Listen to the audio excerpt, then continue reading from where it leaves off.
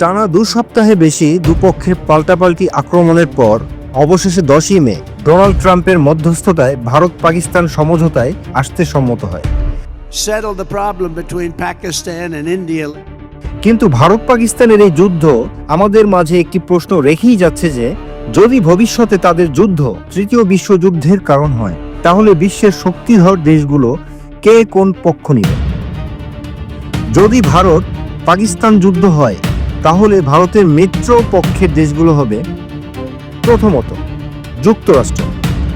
ভারত যুক্তরাষ্ট্রের জন্য বিরাট বাণিজ্য মার্কেট। তাছাড়া চীনের কর্তৃত্ব দূরীকরণে আমেরিকা ভারতের পাশে দাঁড়াবে। দ্বিতীয়ত রাশিয়া। ভারতকে মিসাইল S-400 সহ বিভিন্ন অত্যাধুনিক ক্ষেপণাস্ত্রের সাপ্লাই দেয়ায় রাশিয়া স্বভাবতই ভারতের পাশে দাঁড়াবে। তৃতীয়ত ইসরায়েল। ভারতের ডিফেন্স কার্যক্রমের বিশাল সাপ্লায়ার ইসরায়েল। অপরদিকে পাকিস্তানের পক্ষে যেসব দেশ থাকবে, প্রথমত চীন। পাকিস্তানের সবচেয়ে শক্তিশালী মিত্র চীন। বিভিন্ন সময়ে পাকিস্তানকে যুদ্ধের সরঞ্জাম এবং অর্থনৈতিক সাহায্য দিয়ে আসছে চীন। দ্বিতীয়ত তুরস্ক।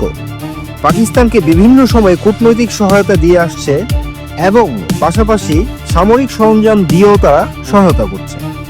তৃতীয়ত সৌদি আরব ও কাতার তেল এবং অর্থনৈতিক সাহায্য দিয়ে আসছে। দেখা যাচ্ছে যে উভয় দেশ তৃতীয় বিশ্বযুদ্ধের কারণ হলে তার পরিণতি বিশ্বব্যাপী ভয়ঙ্করভাবে প্রভাব ফেলবে।